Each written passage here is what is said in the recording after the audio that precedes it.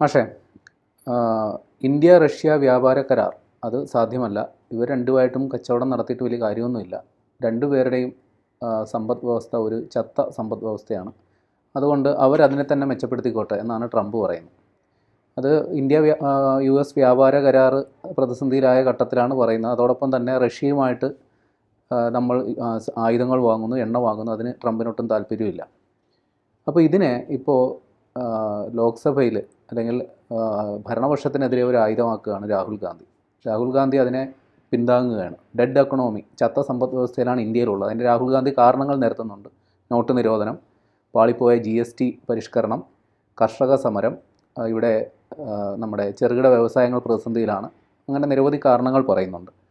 എന്നാൽ അദ്ദേഹത്തിൻ്റെ തന്നെ പാർട്ടിയിലെ ശശി തരൂർ ഇപ്പോൾ വാർത്താ താരമാണല്ലോ. ശശി തരൂർ എന്നാൽ രാഹുൽ ഗാന്ധിയെ തിരുത്തുകയാണ്. അതായത് അമേരിക്കയുമായിട്ടുള്ള ഇടപാടുകൾ അത് ഇല്ലെങ്കിൽ സാരമില്ല, നമുക്ക് ആഭ്യന്തര വിപണി മെച്ചപ്പെടുത്താം, നമ്മൾ UK ആയിട്ടും യൂറോപ്യൻ യൂണിയനായിട്ടൊക്കെ ചർച്ചയുണ്ടല്ലോ, അപ്പോൾ നമ്മുടെ ഒരിക്കലും ഒരു തകർന്ന സമ്പദ് വ്യവസ്ഥയല്ല എന്നാണ് തരൂർ പറഞ്ഞു വെക്കുന്നത്. വാസ്തവത്തിൽ ഈ സമ്പദ് വ്യവസ്ഥയിലുള്ള തർക്കമാണോ അതോ ഈ രണ്ടുപേരും തമ്മിലുള്ളൊരു തർക്കമുണ്ടല്ലോ, ഏതാണിപ്പോൾ ചർച്ചാ വിഷയമാകേണ്ടത്? അതായത് തരൂർ സത്യത്തിൽ രാഹുൽ ഗാന്ധിനെ തിരുത്തുകയാണോ അതോ വാസ്തവത്തിൽ ഈ സമ്പദ് വ്യവസ്ഥ തകർന്ന സമ്പദ് വ്യവസ്ഥയാണെന്നുള്ളത് തിരുത്തി കൊടുക്കുകയാണോ തരൂർ? അല്ല, ഒന്ന്, അമേരിക്കൻ പ്രസിഡന്റ് പ്രസ്താവനയെ നമ്മൾ എങ്ങനെയാണ് ഇന്ത്യക്കാരൻ എന്ന നിലയ്ക്ക് സമീപിക്കേണ്ടത്?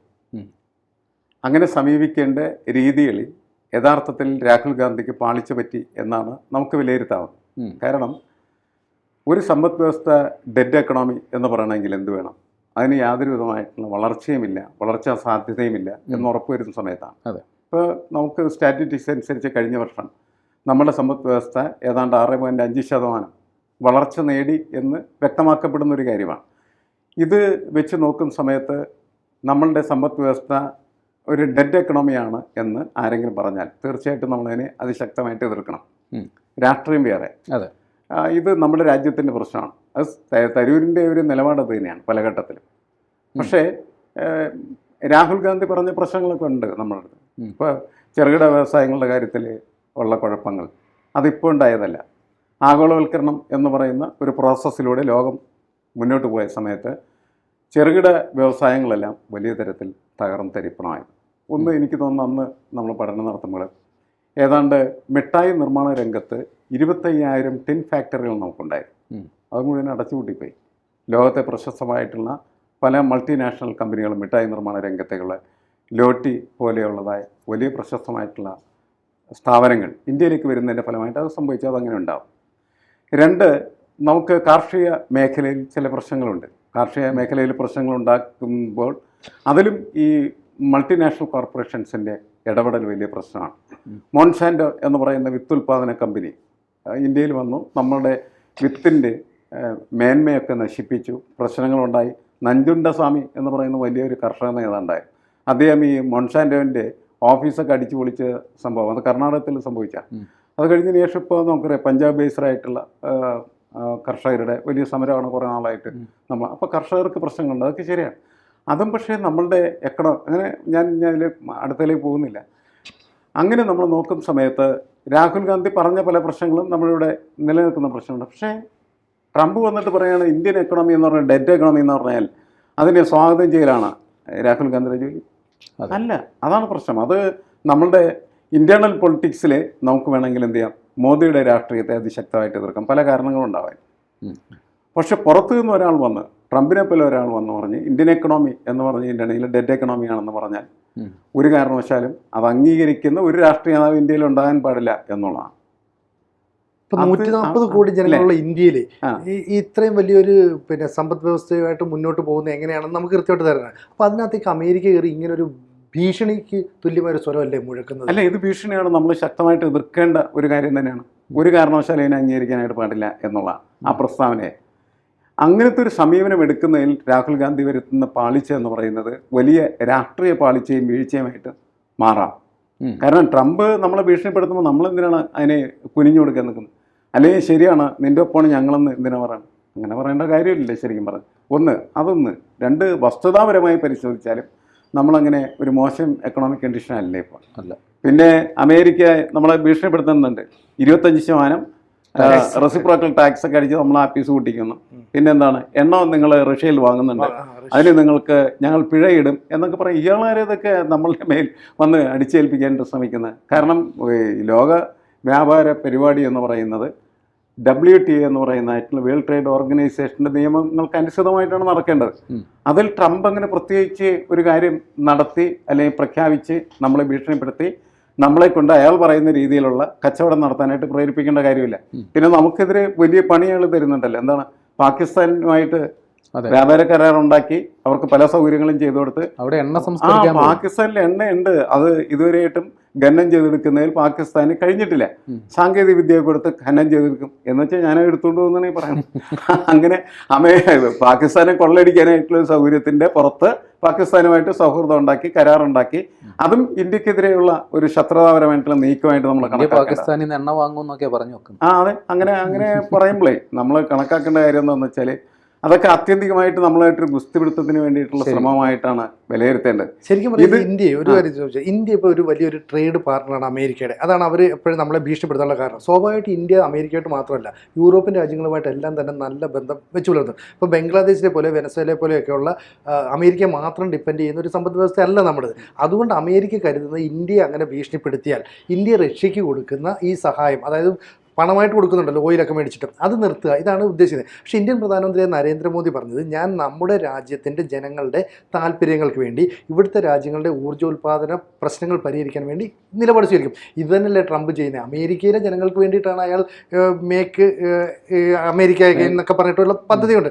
നമ്മളും ഇതുപോലെ മേക്ക് ഇൻ ഇന്ത്യ പദ്ധതി എന്നൊക്കെ പറയുന്നതിനെ കളിയാക്കുന്ന ഒരു രാഹുൽ ഗാന്ധി, അല്ലെങ്കിൽ ആ പറയുന്ന നമ്മുടെ ചത്ത സമ്പദ് വ്യവസ്ഥയാണെന്ന് വീണ്ടും രാഹുൽ ഗാന്ധി കളിയാക്കുമ്പോൾ അതിനെ എതിർക്കാനായിട്ട് ശശി തരൂർ തന്നെ നേരെ രംഗത്ത് വരിക. അപ്പോൾ രാഹുൽ ഗാന്ധിയുടെ ഈ പറച്ചിൽ കൊണ്ട് ഗുണം കിട്ടുന്നത് പാകിസ്ഥാൻ, അമേരിക്ക പോലെയുള്ള രാജ്യങ്ങളാണ്. അതെന്താ നമ്മൾ മനസ്സിലാക്കാത്തത്? അല്ല, ഇതെപ്പോഴും അങ്ങനെ പറയുന്ന ഒരു കാര്യമാണ്.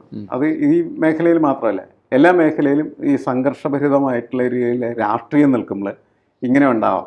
നമ്മൾ പറയുന്ന, അതായത് ശത്രുവിൻ്റെ കയ്യിൽ എന്താണ് ഒരു ആയുധം കൊടുക്കുന്നതിന് തുല്യമായി തീരും. ഇതും അങ്ങനെ തന്നെയാണ് സംഭവിക്കാൻ സാധ്യതയല്ലേ?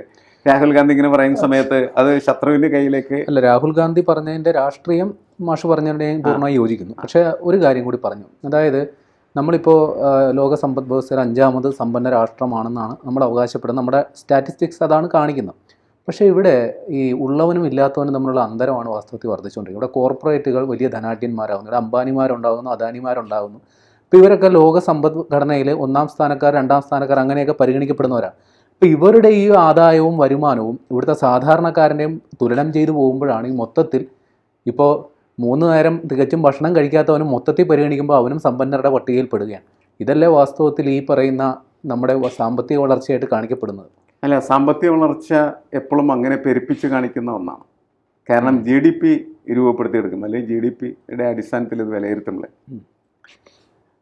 അധസ്ഥിതരായിട്ടുള്ള ആൾ, സാധാരണക്കാരായിട്ടുള്ള ആൾ, കർഷകർ, തൊഴിലാളികൾ, ഇവർക്കൊക്കെ ലഭിക്കുന്നതായിട്ടുള്ള GDP എന്ന് പറയുന്നത് കോർപ്പറേറ്റുകൾക്ക് ലഭിക്കുന്നതായിട്ടുള്ള GDP ആയിട്ട് എന്ത് ചെയ്യും, ലയിപ്പിക്കും. അതെ, അങ്ങനെ ലയിപ്പിക്കുന്ന സമയത്ത് അതാണ് കണക്കിൽ വരുന്നത്. യഥാർത്ഥത്തിൽ ഇത് രണ്ടും രണ്ടായിട്ട് കണക്കാക്കി കഴിഞ്ഞാൽ നമ്മൾ വളരെ മോശം അവസ്ഥയിലാണെന്നുള്ള തിരിച്ചറിവുണ്ടാകും. അത് പക്ഷേ എല്ലാ രാജ്യങ്ങളും അങ്ങനെയാണ്. എല്ലാ രാജ്യങ്ങളും ഈ ലോകത്തിൻ്റെ മുന്നിൽ ഇങ്ങനെ അവരുടെ സാമ്പത്തിക നിലവാരത്തിൻ്റെ കണക്ക് അവതരിപ്പിക്കുമ്പോൾ ഈ ഒരു പ്രോസസ്സാണ് അവർ നടത്തിക്കൊണ്ടിരിക്കുന്നത്. യഥാർത്ഥത്തിൽ അങ്ങനെയല്ല അത് ചെയ്യേണ്ടത്. അതുകൊണ്ടാണ് നമ്മൾ വലിയ സാമ്പത്തിക ശക്തിയായി വളർന്നു 5ാം സ്ഥാനത്തെത്തി എന്ന് കരുതപ്പെടുന്ന സമയത്തും വളരെയധികം ദരിദ്രർ, ജീവിക്കാൻ ബുദ്ധിമുട്ടുന്നതായിട്ടുള്ള വലിയൊരു വിഭാഗം നമ്മുടെ രാജ്യത്ത് ഉണ്ടാവുകയും അതേ സമയത്ത് ഈ സമ്പന്നരായിട്ടുള്ള ആളുകൾ അവർ വീണ്ടും വീണ്ടും സമ്പന്നരായി മാറിക്കൊണ്ടിരിക്കുകയാണ്. അത് ക്യാപിറ്റലിസത്തിൻ്റെ ഒരു പ്രക്രിയ. ആ പ്രക്രിയയിൽ തന്നെയാണ് ഇന്ത്യ സഞ്ചരിച്ചുകൊണ്ടിരിക്കുന്നത്. ഞാനതിൻ്റെ ഒരു പൊളിറ്റിക്സ് പറഞ്ഞാണ്. അപ്പോൾ നമ്മൾ ഇതിനെതിരെ യുദ്ധം ചെയ്യാണ് രാഹുൽ ഗാന്ധി ചെയ്യുന്നതെങ്കിൽ പോലും അദ്ദേഹം അതിലെടുക്കേണ്ട ശ്രദ്ധിക്കേണ്ട ഒരു പോയിന്റ് എന്ന് പറഞ്ഞിട്ടുണ്ടെങ്കിൽ, ഒരു കാരണവശാലും ട്രംപ് അങ്ങനെ പറയുന്ന സമയത്ത് ട്രംപിനെ ന്യായീകരിക്കാവുന്ന തരത്തിലോ ശത്രുക്കളുടെ കയ്യിൽ ആയുധമാവുന്ന തരത്തിലോ തങ്ങളുടെ പ്രസ്താവന അല്ലെങ്കിൽ തൻ്റെ പ്രസ്താവന മാറാൻ പാടില്ല. അതെ. അപ്പോൾ ആ സൗകര്യമാണ് ഇവിടെ ശശി തരൂർ എടുക്കുന്നത്. ശശി തരൂർ അതിനകത്ത് നിന്നിട്ട് എങ്ങനെയാണ് കോൺഗ്രസിനെ പൊളിക്കേണ്ടതെന്ന് ആലോചിച്ചുകൊണ്ടിരിക്കുകയാണ്. ഓരോ സംഭവത്തിലും പല കാര്യങ്ങളിലും അദ്ദേഹത്തിൻ്റെ അഭിപ്രായങ്ങൾ അദ്ദേഹത്തിന് പറയാം. പക്ഷേ അദ്ദേഹം ഇപ്പോൾ ചെയ്തുകൊണ്ടിരിക്കുന്ന പ്രക്രിയ എന്ന് എനിക്ക് തോന്നുന്നത് എങ്ങനെ കോൺഗ്രസിനെ പൊളിക്കാം അതിന് ഉള്ള വഴികളാണ് ഓരോ ദിവസവും അദ്ദേഹം മിക്കവാറും തന്നെ നമ്മുടെ സമൂഹത്തിനെ അവതരിപ്പിച്ചുകൊണ്ടിരിക്കുന്നത്. ഈ അമേരിക്ക ഈ പറയുന്ന എല്ലാ കാര്യങ്ങളും നമുക്ക് അംഗീകരിക്കാൻ പറ്റാത്ത എന്താ, ഇപ്പം ജനിതക മാറ്റം വരുത്തിയ വിത്തുകൾ, പച്ചക്കറികൾ, ഇതൊക്കെ തന്നെ നമുക്ക് വേണം, നമ്മളിലേക്ക് ഇറക്കുമതി ചെയ്യണം, പാൽ ഉൽപ്പന്നങ്ങൾ ഇറക്കുമതി ചെയ്യണം. ഇതിനോടൊന്നും നമ്മൾ യോജിക്കാത്തത് നമ്മുടെ കാർഷിക മേഖലയെ വളർത്തിക്കൊണ്ട് വന്ന് നമ്മൾ വികസിക്കുന്ന ഒരു രാജ്യമാണ്. അത് നമുക്ക് അംഗീകരിക്കാൻ പറ്റില്ല. ഇപ്പോൾ ഇലക്ട്രിക്കൽ കാറുകൾ, ഇതാണ് അമേരിക്കയുടെ മറ്റു ലക്ഷ്യം. അതിനൊക്കെ നമ്മൾ വലിയ തീരുവ ഇവിടെ കൊടുക്കുന്നത്. കാരണം നമ്മൾ തദ്ദേശീയമായിട്ട് ടാറ്റ ഉൾപ്പെടെയുള്ള കാറുകൾ, ഇലക്ട്രിക് കാറുകൾ നിർമ്മിക്കുമ്പോൾ നമ്മുടെ വിപണിയെ തകർക്കുന്ന രീതിയിൽ വിദേശ കാറുകൾ വന്ന് എന്ത് ചെയ്യും, അത് ഞങ്ങൾ അംഗീകരിക്കുന്നില്ല. അപ്പോൾ അതാണ് യഥാർത്ഥത്തിലുള്ള പ്രശ്നമെങ്കിലും അമേരിക്ക അതിനെ ഒന്ന് പൊതിഞ്ഞു പിടിച്ചിട്ട് പറയുന്നു, നിങ്ങൾ അവരുടെ കയ്യിൽ നിന്ന് ഓയിൽ മേടിക്കുന്നു, ആയുധങ്ങളുടെ ഇടപാട് നടത്തുന്നു, അത് നിങ്ങൾ നിർത്തുക, എങ്കിൽ ഞങ്ങൾ തരാം. പക്ഷേ ഇവിടെ ഇപ്പോൾ സംഭവിച്ചെന്താ അറിയാം, ഓഗസ്റ്റ് 1 മുതൽ ഇന്ത്യക്ക് മേൽ 25% നികുതി ഏർപ്പെടുത്തുന്നു എന്ന് പറയുന്നുണ്ട്. ബ്രസീലിലൊക്കെ 50% ഏർപ്പെടുത്തുമ്പോഴാണ്. പക്ഷേ ഇപ്പോൾ വൈറ്റ് ഹൗസ് പുറത്തിറക്കിയ റിപ്പോർട്ട് അനുസരിച്ച് അത് ഓഗസ്റ്റ് 7 മുതലേ നടപ്പിലാവുകയുള്ളൂ. എന്തിനാണ് അപ്പോൾ 1 പറയുന്നു, 7 പറയുന്നു, കഴിഞ്ഞ മാസം ജൂലൈ ഏതാണ്ട് 10 14 കണ്ട് പറഞ്ഞിരുന്നു. അപ്പോൾ ഇത് തീയതി മാറ്റി.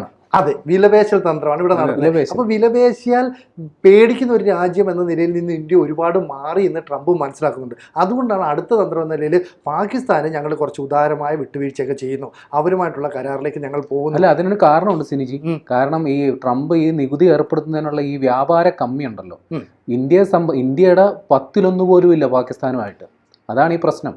ഇന്ത്യയും അമേരിക്കയായിട്ട് നടത്തുന്ന വ്യാപാരത്തിന്റെ 10-1 പാകിസ്ഥാന് വല്ല സാധനം അങ്ങോട്ട് കയറ്റി അയക്കാനുണ്ട്. അത് ചോദ്യമാണ്. അതാണ് പ്രശ്നം.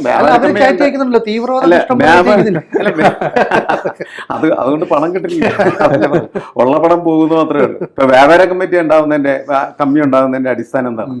എക്സ്പോർട്ട് ഇമ്പോർട്ട് വേരിയേഷൻസ് ആണ്. അതായത് തുല്യമായ രീതിയിൽ എക്സ്പോർട്ടും ഇമ്പോർട്ടും നടക്കുകയെന്ന് വെച്ചാൽ വ്യാപാര കമ്മി ഇല്ല. അതെ, പകരം ഇമ്പോർട്ട് കൂടുകയും അതുപോലെ തന്നെ എക്സ്പോർട്ട് കുറയുകയും ചെയ്യുമ്പോഴാണ് വ്യാപാര കമ്മി ഉണ്ടാവും. അതെ, ഇന്ത്യയിൽ നിന്ന് അവർ കൂടുതൽ സാധനങ്ങൾ വാങ്ങുന്നു, നമ്മൾ വളരെ കുറച്ച് സാധനങ്ങൾ അവിടെ നിന്ന് ഇങ്ങോട്ട് വാങ്ങിക്കുന്നുള്ളൂ എന്ന് പറയുന്ന ഒരു പ്രോസസ് ഉണ്ടാകാം. എനിക്ക് അതിൻ്റെ കൃത്യമായിട്ട് കണക്കാക്കി. ഇതുകൊണ്ടാണ് ഈ വ്യാപാര കമ്മി ഉണ്ടാകുന്നത്. പക്ഷേ ഇയാൾ പ്രശ്നമായിട്ട് പറയുന്നത് അത് തന്നെയാണ്. കൂടുതൽ വാർത്തകളും വിശേഷങ്ങളും നിങ്ങളിലേക്ക് എത്താൻ ABC മലയാളം സബ്സ്ക്രൈബ് ചെയ്യുക, ബെൽ ബട്ടണും അമർത്തുക.